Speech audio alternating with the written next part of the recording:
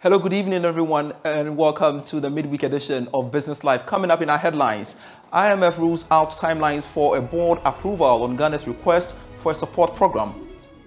Say at this stage is that what we will do is to work very closely with all of the stakeholders to try to make that happen. So, support the government in making. So if February or if March 2023 government has concluded getting all that commitment, will the board be able to look at Ghana's request in February or March 2023? Whenever these assurances are provided, we'll be able to present the request to the board. The tax expert is projecting a further increase in inflation following November inflation of 50.3%. We should expect inflation to peak in the month of December and then should see some downward trend. If not a downward trend, we are going to see what we call a dip in growth. So we've seen a 9 percentage points increase from October to November. We have details of these and many others coming your way shortly. Please stay. Pleasure you could stay on. I am Pious Kojo Backah to our very first story. The International Monetary Fund has indicated that there is no specific timelines on when Ghana's program requests can be considered and approved by the board. Now, this follows concerns that Ghana could miss out on a full program which may be taken off in the first quarter of 2023 should there be a delay if government is unable to finalize a deal with creditors on the debt exchange program by close of 2022.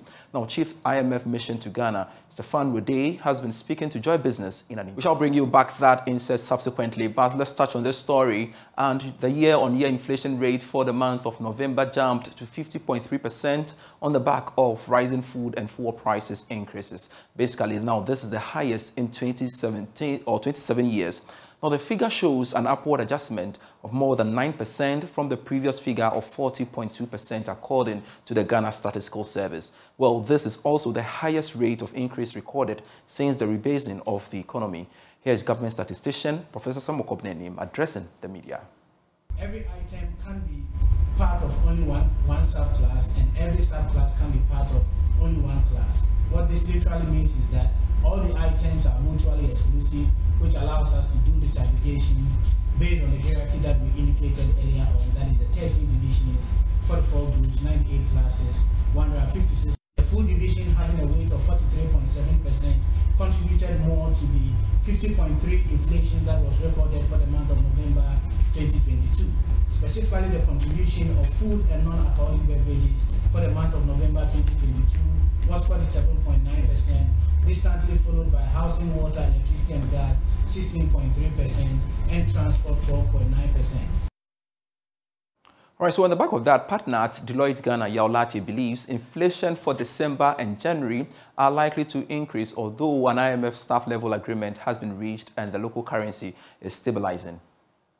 We've seen some stability in the depreciation of local currency. We should expect inflation to peak in the month of December and then should see some downward trend. If not a downward trend, we are going to see what we call a dip in growth. So we've seen a 9 percentage points increase from October to November. But let's say in the month of December, January, we are not going to have as high as 9 percentage point difference. It may be something lower, even though there will be an increase.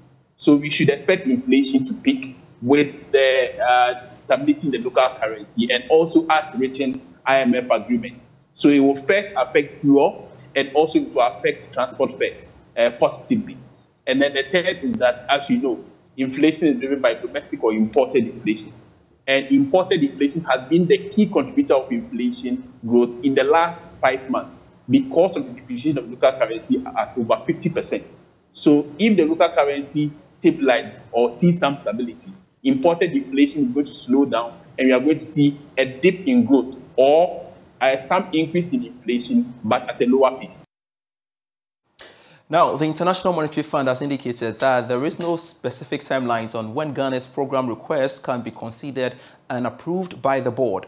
This follows concerns that Ghana could miss out on a full program which may be taken off in the first quarter of 2023 should there be a delay if government is unable to finalize a deal with creditors on the debt exchange program by close of 2022.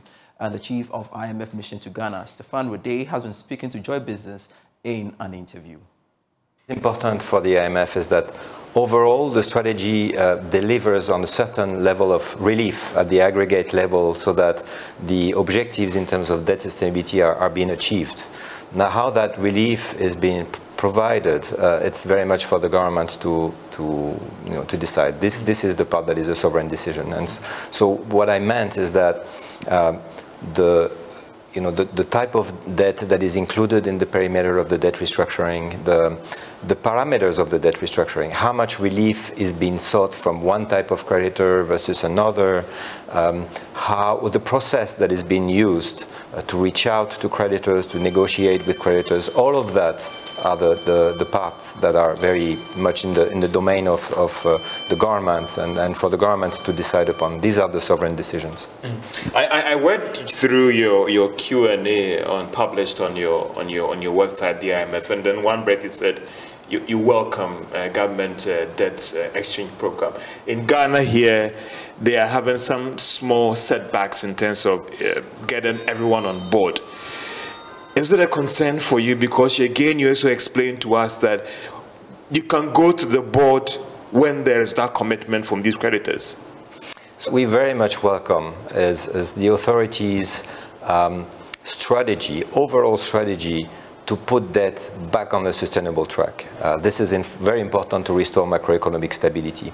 And as part of this strategy, there is this comprehensive debt restructuring, but there's also other policies that are very important. There is the fiscal consolidation under the program, the efforts that are being made in the context of budget discussions to make sure that public finances are sustainable over the medium term. When would the board be able to consider Ghana's request in terms of timelines, not dates? I mean, there are some who said next year, first quarter next year, second quarter next year, and all the rest. In terms of the board considering your report, when can the board look at Ghana's report or Ghana's request? I think as soon as the board, we can present to the board these assurances and provide some degree of comfort that the debt strategy is on track and that partners will also contribute to the financing of the program, then this would be sufficient for us to go to the board. And what I can say at this stage is that what we will do is to work very closely with all of the stakeholders to try to make that happen. So, support the government in making. So if February or if March 2023 government has concluded getting all that commitment, will the board be able to look at Ghana's request in February or March 2023? Whenever these assurances are provided, we'll be able to present the request to the board.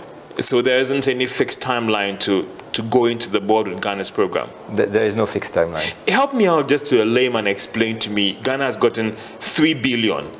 How would the disbursement be done to Ghana? So what is traditionally done in the context of IMF-supported programs is that we have a total amount that is commensurate with the financing needs of the country, and that total amount is distributed over time throughout the life of the program. There is a first disbursement that is made at the time of the program approval by the executive directors, and then subsequent disbursement at each review of the program. This will be no different in the case of the Ghana supported program. Finally, there's talk about structural reforms again, and the challenge is that will we come again to the IMF? For you, what would this program be able to deal with those structural challenges that when we're exposed to shocks, we won't come to the fund again? And as we wrap up on this, JB, please.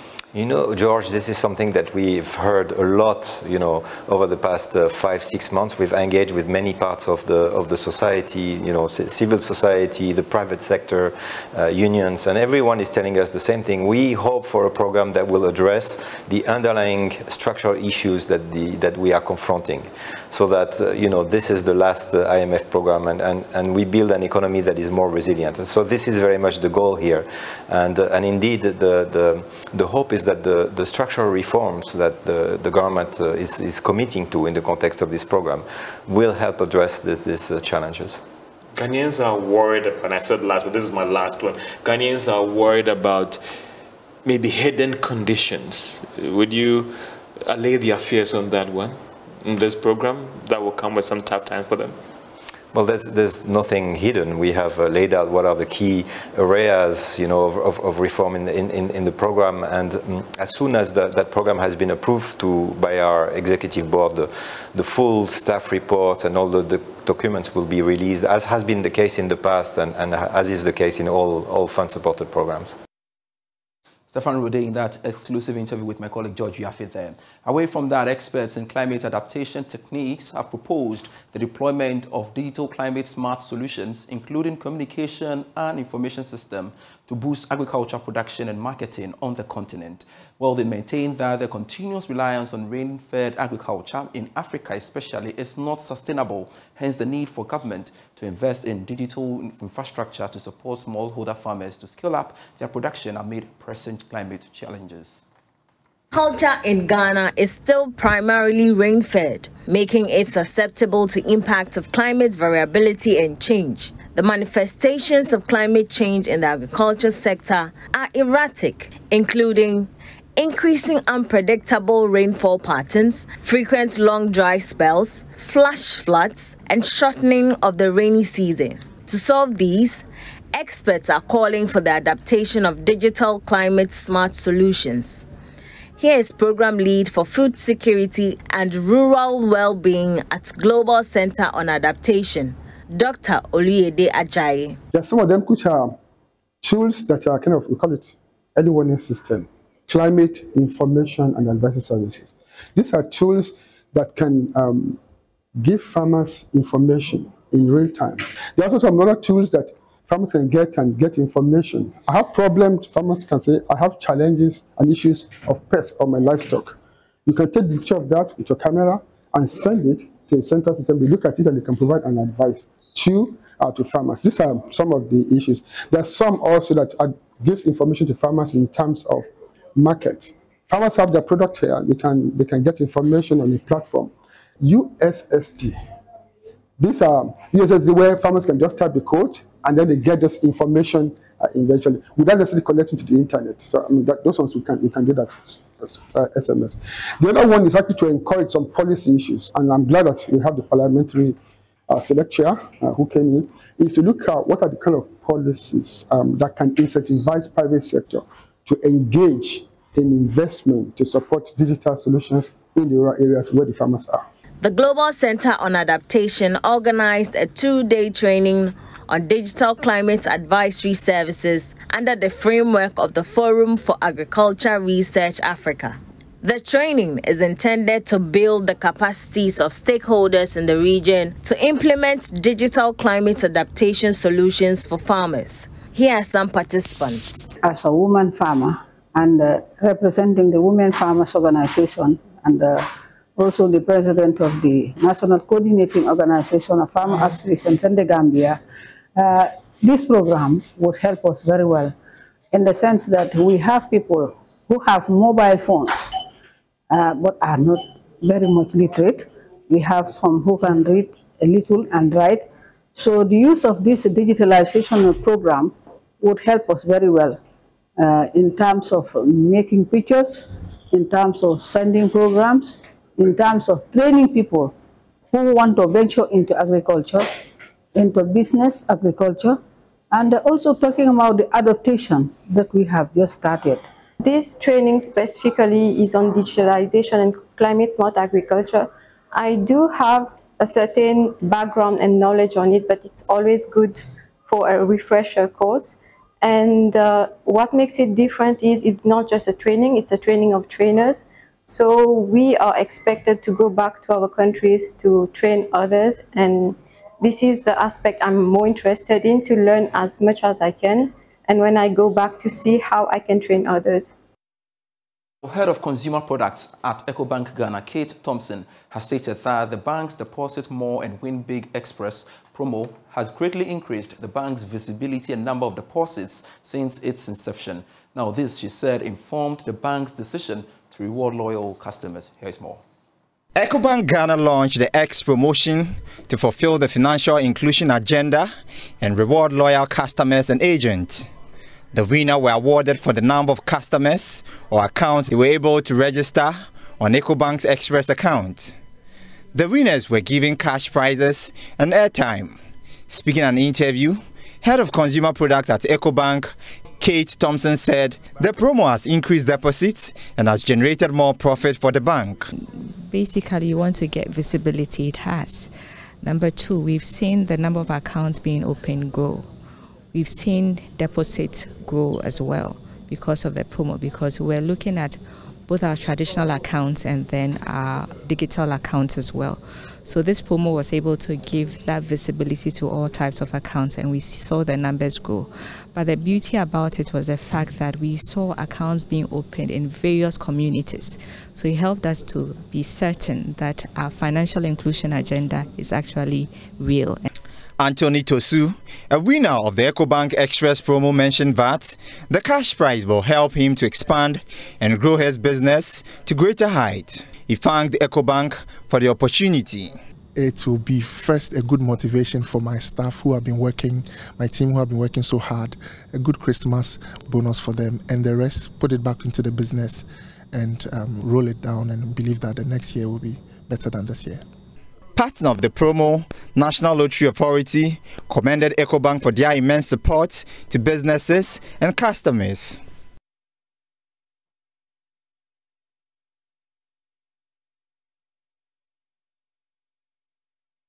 And that's it for Business Live for tonight. I am Pious Kojo Backah. Always a pleasure serving you. For more news, kindly log on to myjoyonline.com/business. Do enjoy the rest of our programs.